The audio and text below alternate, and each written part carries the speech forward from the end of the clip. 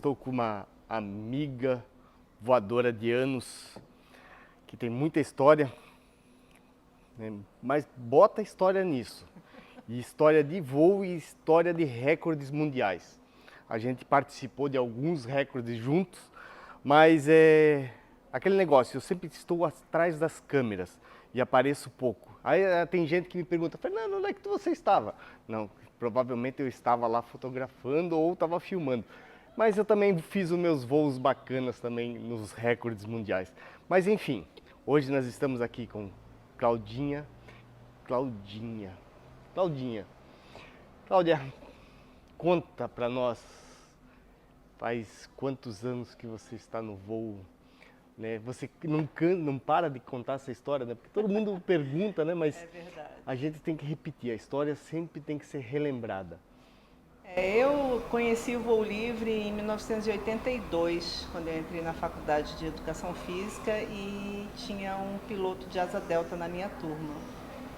E daí eu fui picada pelo bichinho do voo, porque quando eu vi ele voando eu também quis fazer isso. Mas eu não consegui voar naquela época, eu era muito leve, as asas eram muito grandes ainda, né? O começo do voo. E, enfim, só consegui aprender a voar mesmo em 1990, quando o Magrão da Albatroz resolveu me patrocinar. De tanto me ver, porque como eu não voava, mas eu ia em todos os campeonatos, eu tinha que ir, né? Então comecei a trabalhar e, né, já que você está aqui, né, já aqui, né? Tá no meio. Trabalhei muito de 82 a 90 em todos os campeonatos e aí em 90 o Magrão, de tanto me ver, perguntou um dia, eu contei a minha história para ele e falou, vou fazer uma asa para você. E aí eu aprendi a voar de asa delta em 1990, foi aí o começo do meu voo, né? Porque voar sem equipamento eu já voava desde 82. Você veio aprender em Atibaia ou Não, no Rio. no Eu Rio? morava no Rio nessa época e eu aprendi lá em São Conrado, né? Na escola Sky Center na época. Que era o Daniel. Daniel Schmidt, o Mário Campeão, não, o Maurício e o Ricardinho da Rampa, né? O Ricardinho da Rampa. Eram os três que davam aula nessa escola e eu aprendi a voar com eles. Continuei trabalhando, é claro, nos campeonatos, mas aí eu já voava depois, né? Era legal porque eu voei muitas rampas, né? O Brasil inteiro, onde tinha campeonato a gente ia e aí eu conseguia também ter a experiência de decolar das rampas dos campeonatos, né? Ah, legal, bacana. E aí ficou quantos anos na Asa Delta? Aí eu fiquei 12 anos na Asa Delta e em 2002 eu tive que operar, eu tive problema nos ligamentos e eu tive que operar os dois joelhos. E aí, em 2002 eu operei o primeiro e 2004 o segundo. E aí é que entra o parapente na minha vida, que aí o André Fleury já morava em Brasília, inclusive foi um grande incentivador, porque a galera da ASA em Brasília não gostava muito de mim, né? Porque menina e voava um passo na frente, aí já, até ela voa mais que você, enfim. E aí o André botou um rec no carro dele e falou, não, vai voar com a gente. Então ia eu de asa voar com a galera do parapente, né? Então já estava meio que enturmada. Tava no meio já, tava entrando no meio. E aí um dia do meu aniversário ele me deu um voo duplo de presente, foi meu primeiro voo de parapente. A gente voou acho que 50 quilômetros, não me lembro muito bem o número, mas enfim. E aí, em 2003, né, no primeiro projeto lá do XC Nordeste, da Sol, a passageira dele seria a Maílca, que já tinha batido um recorde. Tinha batido um recorde com ele. Né, no Quixadá. Seria a passageira dessa nova tentativa, né? E aí, por algum motivo, acho que de trabalho, uma semana antes do evento, né, ela falou para ele que não poderia ir. E aí ele se lembrou de mim, que já tinha voado comigo e que eu não enjoei, né, não dei trabalho, né, que o problema do passageiro é dar o trabalho. Enjoo, fazer xixi, aquela coisa. Aí ele me chamou e eu topei. Aí fui encontrar com vocês já estavam lá 15 dias quando eu cheguei em Patu. casinha do lado da prefeitura, Do lado lembra? da prefeitura. Passava aquelas termais noturnas que a gente Que acordava parecia que ia arrancar o telhado da banhado casa. de terra, né, de É. areia.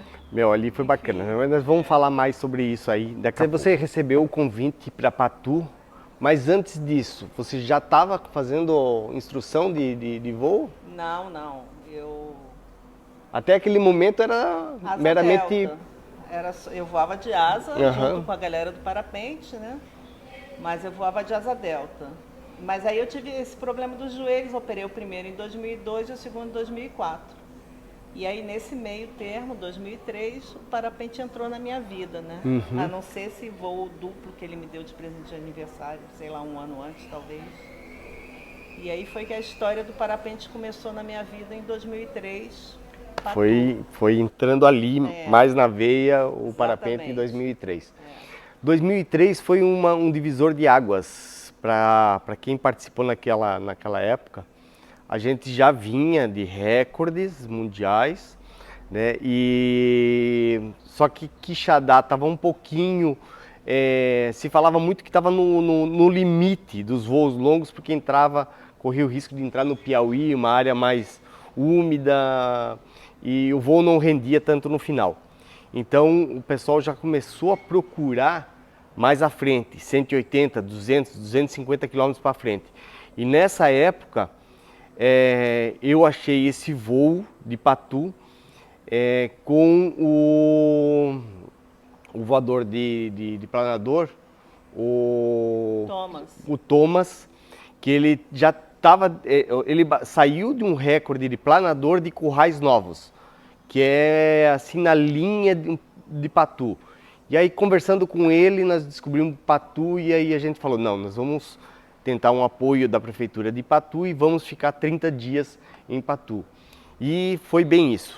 Nós conseguimos o apoio e nós ficamos 30 dias em Patu. Foi um mês de setembro todinho que a gente ficou lá buscando o recorde. A cidade tinha mais ou menos uns 5 mil habitantes, né? Pelo que eu lembro, assim, era muito pequenininho, era muito... Não tinha restaurante, era a única churrascaria na beira da estrada lá, e na época eu era vegetariana, você lembra? Nossa. Né? Eu não comia carne, então eu passei o mês comendo macarrão com tomate. A gente ia comer no restaurante, com uma mão a gente comia e com a outra a gente ficava abanando as moscas, porque era tanto, né? E tinha que cuidar para não ir uma mosca, para não ir uma mosca junto no garfo. Mas ali foi tenebroso. Não, aí, foi incrível. no ano seguinte a gente começou a cozinhar mais em casa. Mais preparados. Mais preparados, né? Mas enfim, ali a gente vinha de um conceito também de decolagens por volta de 8 horas, né? E foi ali que a gente descobriu um outro horário que até hoje se aplica, que é o voo das 6 horas da manhã, 6h30. A gente chegou a testar até 5h30 da manhã, né? Na época. É verdade. Né? Então a gente deu outros rumos ali para a saída para os voos de recorde. Mas aí nós estávamos descobrindo tudo, né? Porque não tinha rota, não tinha nada, né? Tinha nada, lembra do motorista da van? Era a van da Sol. Era a besta. A besta. A besta da Sol. Né? Não tinha, ninguém sabia, a gente não sabia, né, nada. Eu cheguei e vocês já estavam um pouco mais preparados, acho que já tinham feito, o André já tinha voado uns 300, sei lá, não, 200, era voos curtos, ali até 100 quilômetros, que a gente não tinha passado ainda a represa a serra lá do de Iracema. Não tinha passado de lá ainda. Né? A gente não tinha chego em Quixadá ainda, que era mais ou menos a rota. A gente estava bem antes ainda descobrindo, porque não tinha asfalto, não tinha nada, era tudo estrada de chão praticamente, saindo de Patu. Então a gente estava nesse descobrimento ainda de caminhos. De rota. O nosso GPS era um 12 da Garmin, que era 12 o da que tinha Garmin. no momento. Era o melhor equipamento. Um azulzinho. Depois o azulzinho. O azulzinho veio depois. Foi no ano seguinte o azulzinho. Meu Deus. Mas enfim, tinha que fazer o voo, baixar, imprimir no papel. Né? Preencher um caminhão de papel para validar um recorde. Mas a gente aprendeu muita coisa ali naqueles recordes. Você lembra quantos recordes foi ali no duplo? No primeiro ano foram 3 recordes. Num voo a gente bateu 2 recordes. O primeiro foi o declarado 274, se não me lembro. E o de distância livre 283. 283. E aí depois a gente bateu no mesmo ano 299,7, que o objetivo era o 300, né? Uhum. E nesse dia do 299, inclusive a gente dormiu lá, né? Você lembra que depois você foi buscar no dia seguinte, você e o Rubinaldo foram no carro do Rubinaldo buscar a gente lá em Independência. Porque Nossa, a isso gente, eu não lembrava. Pois é, a gente perdeu o contato com a galera no 270 quilômetros, não conseguia mais contato no rádio, né? E aí, como, né, o Virgulinha no Lampião falou, olha, agora é o seguinte, 300 quilômetros, vou botar de cauda e na hora de posar, levanta a perninha, porque eu vou posar de cauda também. E aí, já tinha perdido o contato mesmo, vamos nessa. No finalzinho do voo, assim, acho que a gente estava uns 100 metros, final do voo mesmo, começou a aparecer umas casinhas, era um assentamento, Várzea da Cacimba. A gente passou gritando, ei, aí a galera começou, saiu para fora, viram a gente posando, e aí fomos, né? Aí deu 299,7, não deu 300. Enfim, aí é história, né? Porque eu vou falando, vou lembrando, né? Sim, sim. E aí dormimos lá, quer dizer, eu dormi lá, o André, o cara... Aí apareceu um monte de gente, né? O menino brota do chão, aparece logo um monte de gente. Aí apareceu esse casal de moto, e aí ajudou a gente a levar o equipamento para casa deles, né? E aí serviram aquele jantar maravilhoso, arroz, feijão e ovo, né? É o que tinha, banho né? de canequinha.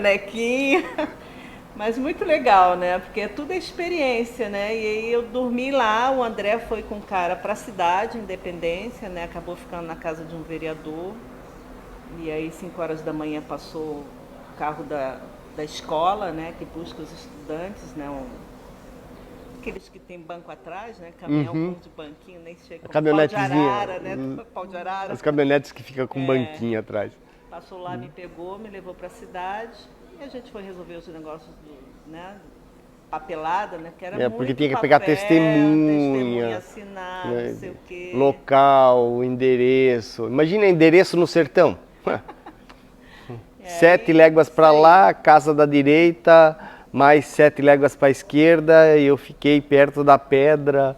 É mais ou menos assim naquela época. Aí você e o Rubinaldo foram no carro do Rubinaldo, que era um golzinho. Um golzinho. Tô começando a lembrar da situação. Foram lá buscar a gente no dia seguinte, porque a galera queria voar, né? Então pegaram a besta e foram voar, e vocês foram lá buscar a gente, e a gente conseguiu esses 3 recordes em 2003. 2003, foi muito bacana. Pô, é assim, a gente começa a lembrar, porque é assim, passar tempo no sertão, você não consegue voar todo dia.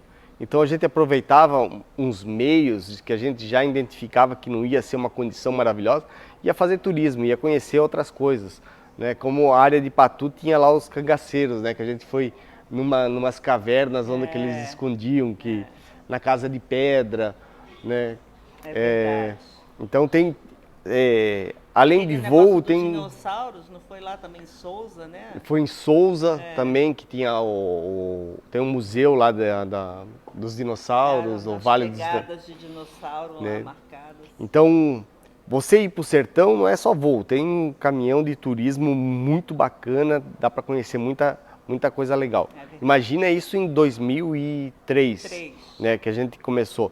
Né, mas a nossa primeira ida para o sertão é bem antes disso, né? Que a gente se conheceu em Quixadá. Em 1998. Em 98. Eu voava de asa ainda e você voava... Eu estava voando de velo. Para os mais antigos aí do voo vão lembrar dessa vela. E na época o meu melhor voo ali foi no evento do Chico Santos. E até me recordo que foi um voo de 70 quilômetros, se não me engano, que acabei voltando 5 horas da manhã. Furou 2 pneus da caminhonete e acabamos dormindo dentro do carro. E o meu era 60 quilômetros de asa delta, Madalena. Madalena. É. Olha aí. Então, assim, esses anos todos de sertão, né, a gente vê que muita coisa mudou, né, mas as histórias de condição meteorológica são muito parecidas ainda. 30 anos para trás ou agora, começa com vento de manhã, no meio-dia dá uma desacelerada, às vezes acelera um pouco no meio da tarde, não muda isso. Então é bem interessante. Chove no período que não chove, que não é para chover, né? Então é tudo muito parecido ainda. Então quem vai para lá vê uma realidade um pouquinho diferente do que está acostumado no sul e no sudeste, centro-oeste. Né? O centro-oeste até pega um pouco mais de sertão já, mas o sudeste mais para o lado da Bahia e final de Minas Gerais também já pega um pouco. Mas é ver uma realidade bem diferente do povo do sul. Mas enfim, 2003, 2004, o que a gente aprontou lá? 2004, a gente foi de novo num projeto, mas nesse ano a gente não voou duplo. Eu fui de observadora da FAI. Uhum. Eu que estava lá para preencher a papelada, né, de voo declarado e etc, né? Aí já estava eu, você, o Márcio Pinto, Ceará, Vermelho. Acho que tinha o Preguiça também nesse o ano. O Preguiça também estava. Já era uma outra casinha um pouco mais separada e tinha também o sítio lá do prefeito. Que tinha o liberou sítio uma do casinha prefeito. lá pra gente. E aí nós já estava com o Dió no resgate, né? Ou não? 2004, eu acho que não. Eu estava dirigindo a besta, porque como eu era... Não ia rolar duplo esse ano, não sei por que a gente não teve o duplo, mas enfim. Eu fui de observadora da FAI, mas ainda era besta. O Dió entrou depois, acho que 2005 eu não fui. Uhum. Eu estava na Europa. E aí foi quando o Dió entrou, que ele já tinha aquela Pajero azul, sei lá. Azulzinha, né? O Dió também foi agregou muito, porque ele já, como ele é do sertão, parecia um verdadeiro cangaceiro andando naquelas estradas, né? E o homem soca o pé mesmo. Sem dó. Sem dó, sem dó. Ele anda mesmo muito. Mas eu acho que em 2004 rolou algum recorde do Cecel, né? Rolou o recorde do Synergy. Do Synergy 2. Eu voei 275 de Synergy. Eu acho que o André também fez um recorde declarado, alguma coisa nesse ano, sozinho. Eu acho que ele fez um voo de 300 e um pouquinho também, acho que foi um declarado, se eu não me engano. Bem, mas também saiu recordes naquele ano. Mas aí tá, vamos voltar agora. A Claudinha passou algum tempo nisso e a instrução do parapente. Bom, o que aconteceu foi que o voador de asa tinha um certo preconceito, né, balãozinho e fecha, etc. Mas com essa história do joelho, eu resolvi que eu queria mudar. E o importante era continuar voando, não importava o equipamento. E aí, depois que eu fui liberada em 2005, eu fui conversar com o André, ele não queria me ensinar, né, porque eu já era voadora, que eu não ia obedecer, etc. E enfim, mas eu acabei convencendo. E aí comecei o curso de parapente em 2005. Eu acho que no comecinho de 2005, final de 2004, por aí eu comecei a aprender a voar de parapente. Foi um curso, assim, para mim eu considero o melhor instrutor, sei lá, do Brasil e talvez até do mundo, né? Foi um curso assim completo. Meu curso durou 2 anos, com 6 meses fora, né? Que eu fiquei na Europa. E então foi 1 ano e meio de curso, né? Mas eu voei quase todas as rampas do Brasil, porque ele ia para o campeonato, eu ia junto. Eu estava em todas, né? Estava em todas. Eu queria saber, né? Me chama que eu vou, já estou com a mala pronta. Mas foi um curso completo, um CIV completo e, enfim, a formatura é jogar um reserva, né? Então até o reserva eu Ele fiz isso, era né? obrigatório, né? No... Era a formatura do curso. Se você não jogasse reserva, você não se formava, né? Para ele, né? Aham. Mas assim, foi um curso muito duro, ele era muito rígido, né? Assim, eu tinha que ser perfeita. A exigência, eu via que o nível de exigência comigo era maior do que com os meninos, né? Não, talvez por segurança mesmo, né? E por ser amiga, né? Acho que tem um pouco disso também, né? Um excesso Uma responsabilidade de cuidado, também, né? né? Por ser amiga. Mas, assim, eu não me arrependo de nada do que ele pediu para eu fazer, que às vezes eu achava loucura, mas eu fazia porque tinha que obedecer, né? Senão não ia me formar nunca. Porque ele era muito rígido. Mas, cara, para mim o melhor de todos. Eu me considero a pilota que eu sou hoje graças a ele, né? De saber chegar numa rampa e analisar uma condição, saber se está bom ou se não está. Se tá bom para mim, né? Não é para todo mundo, mas enfim, tá bom para mim, se eu consigo, se eu tenho condição. Tudo graças a ele, né? E toda a experiência que ele me passou durante 1 ano e meio de chicotinho cantando, né? Mas foi muito bom, eu não me arrependo. E a rigidez dele era com todo mundo, todos os alunos dele, você vê que você pode pegar um histórico aí, você vê poucos acidentes, acho que talvez até nenhum, né? Não posso dizer nenhum, mas os alunos dele realmente não se envolvem em roubadas. Tem um crescimento técnico mesmo. É, porque ele te passa todo o conhecimento dele, né? Ele, além disso, exige de você que você pratique aquilo, né? Assim, então, foi um curso realmente completo, longo, mas completo, né? Você sai formado e pronto para voar em qualquer lugar, que acho que é uma coisa importante isso, né? Foi uma escola realmente muito boa. Né? Bacana. Vamos lá. Vamos lá, terceira parte. Tá, Claudinha, tu passou toda essa fase de instrução, né? Que foi uma fase importantíssima, né? Para os próximos passos. E você veio com uma evolução, né? Quem te acompanhou sabe que você veio evoluindo na tua qualidade de voo, análise de voo, também vem toda a tua bagagem de asa, delta, né? Depois o aprendizado com a escola de parapente, com o André Fleury. E depois vem uma sequência de voos bons, né? Você morou uma época na Bahia, né, que eu acho que ali você sobrecarregou de bagagem. É ali que eu aprendi a voar de verdade, né? Porque eu me formei em 2006 e em 2008 eu fui morar na Bahia, em Santa Terezinha. A rampa era 10 minutos da minha casa e a gente tinha uma pousada lá, eu e o Serjão.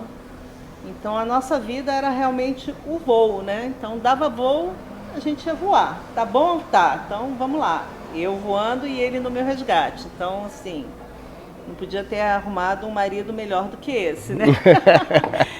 Porque era segurança total, né? E foram 10 anos de muito voo. Eu voei muito lá, muito mesmo. E foi lá que eu realmente aprendi a voar e que eu comecei a gostar muito da modalidade de cross, né? Que é onde você decola e quilômetro, né? Que você quer fazer. E como eu tinha essa possibilidade de voar todo dia, se eu quisesse, se tivesse bom também, né? Isso me ajudou a evoluir muito, né? Porque é a prática que faz você aprender, né? E assim, no primeiro ano, nos 2 primeiros anos, eu tinha voos de 100 quilômetros todos os dias, assim, todos os meses, né, do ano. Tinha um voo meu de 100 quilômetros que eu postava no XC, que era na nossa propaganda, né? Pô, aquela menina tá voando lá, então eu vou lá que eu também vou voar. Não é bem assim, mas enfim, a gente levou muita gente para voar lá em Santa Terezinha por causa dos meus voos, né?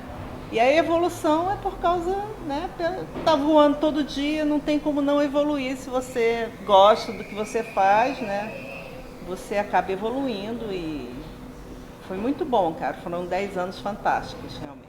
E todo dia é uma condição diferente, né?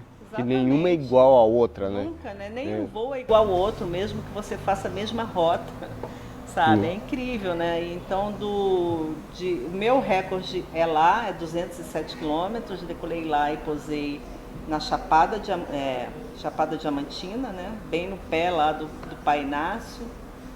E então, nesses 200 quilômetros, eu pousei do 10, 20, 30, 50, eu conheci o caminho inteiro, né? Porque não é todo dia também que rola o voozão. Mas o não rolar o voozão, você também está aprendendo, né? Você está praticando. Então, a decolagem, o pouso, né? Então, foi uma evolução fantástica. Eu aprendi a voar em Santa Terezinha mesmo.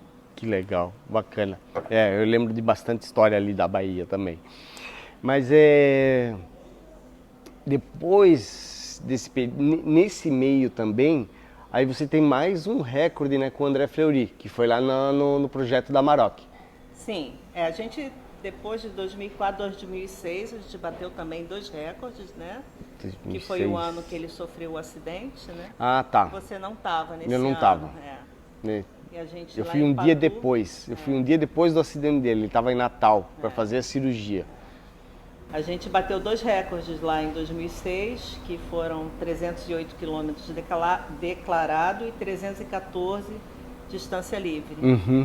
E aí o nosso próximo recorde foi 2012, lá na Amarok Expedition, que foi, acho que 210 quilômetros, 210 passando por 3 pontos, que era um recorde que não existia antigamente, né? E foi instituído, e a gente foi lá e tentou bater esse recorde e conseguimos essa marca de 210 passando por 3 pontos.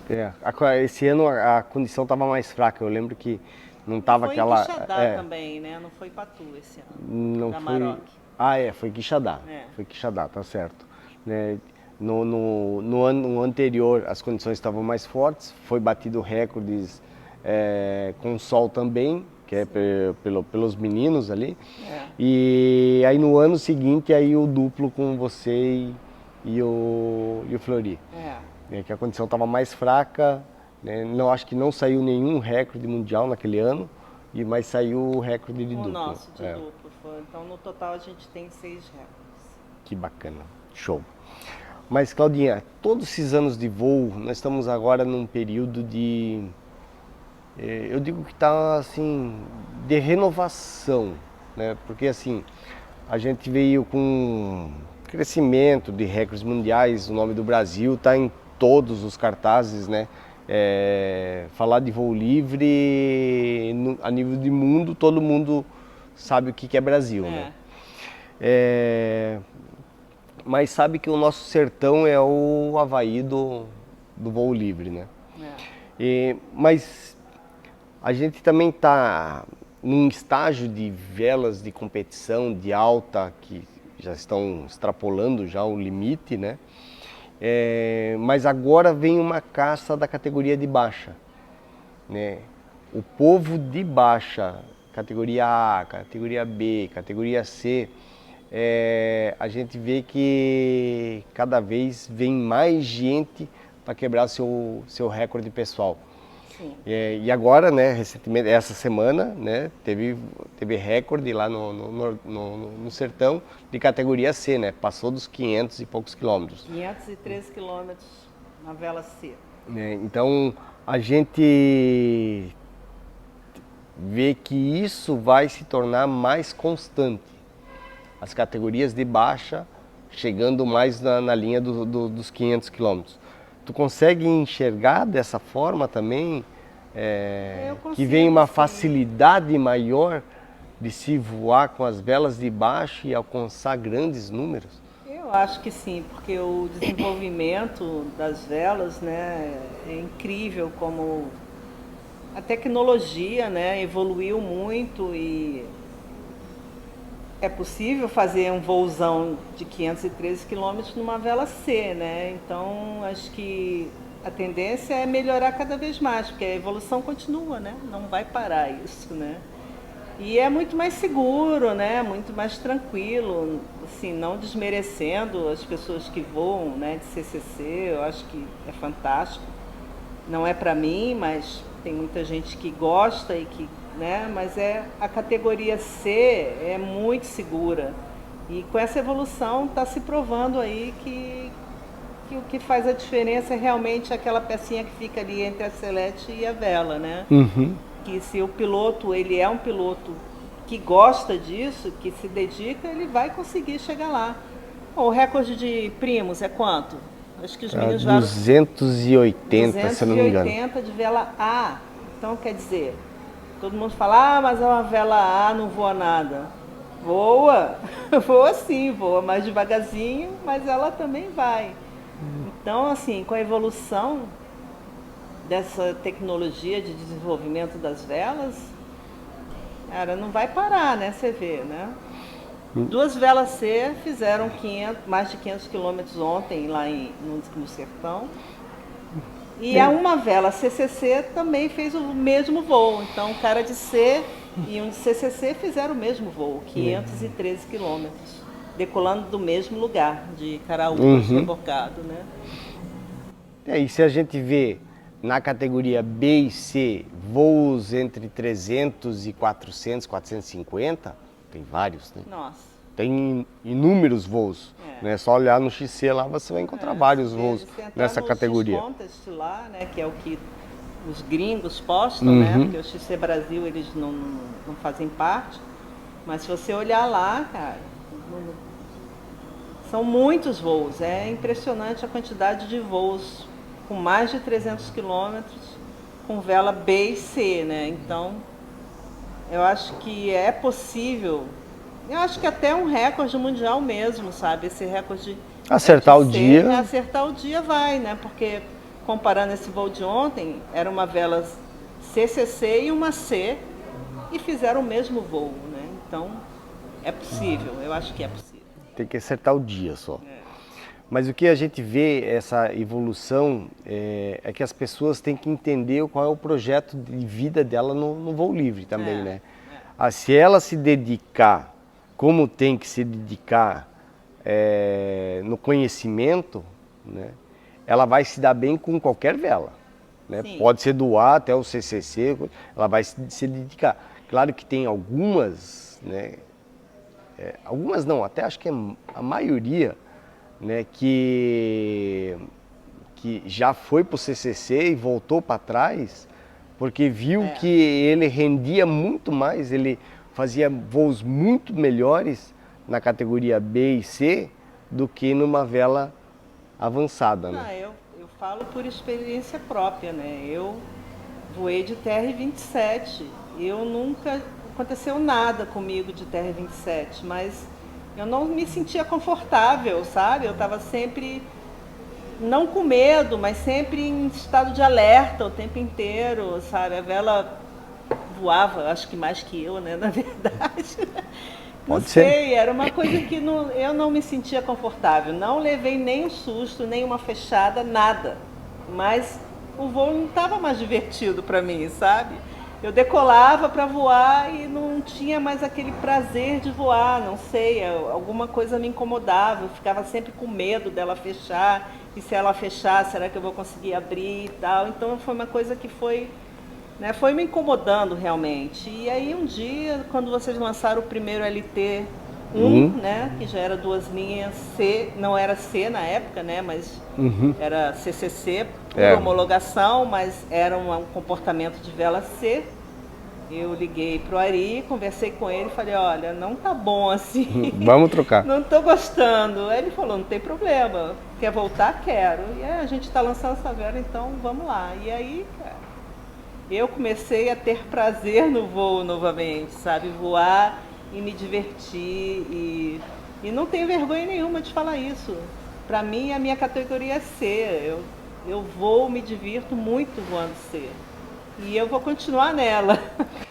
Isso que é um fator bem importante que as pessoas, elas precisam reconhecer, né, em que estágio que elas estão no voo livre. Não pode deixar o ego, sabe? Porque você não pode também voar para ninguém. Você não tem que provar nada para ninguém no voo Nenhuma. livre. Então, assim, você tem que ser honesto com você mesmo, né? Saber em que nível você tá e o que você sente prazer no voo livre, né?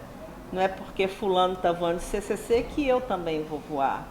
Eu sei que tem muita gente que vai nessa onda, né? De que, fulano voa, eu também vou. Porque é na onda da manada, eu acho, né? E não é uma coisa certa, né?